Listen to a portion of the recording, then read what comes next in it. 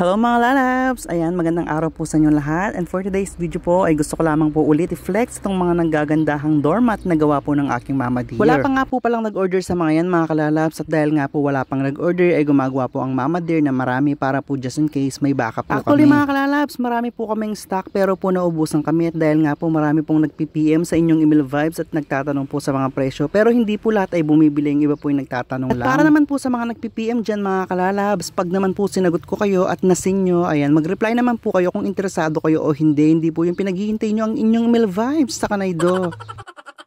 Anyways mga kalalabs, nagpapasalamat pa rin po ako dahil po marami pa rin pong tumatangkilik sa mga gawang doormats ng aking mama dear.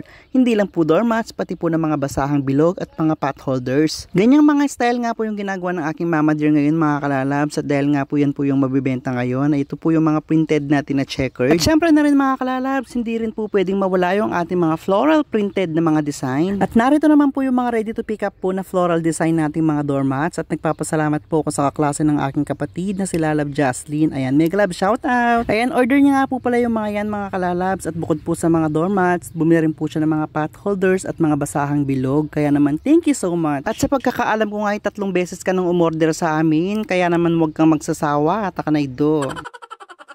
At para naman po sa presyo ng ating mga doormats mga kalalabs, ayan, depende po yan sa laki at sa tela po na ginamit. Meron po tayong tig 40, ayan, 3 100 at tig 25. At para naman po sa ating mga pot holder mga kalalabs, ayan, 7 po ang isa. 7 rin po pala para sa ating mga basahang bilog. O tapos kanyan may mababasa ako sa comment section na nagtatanong ng how much, takanaydo, kakasabi ko lang ng presyo.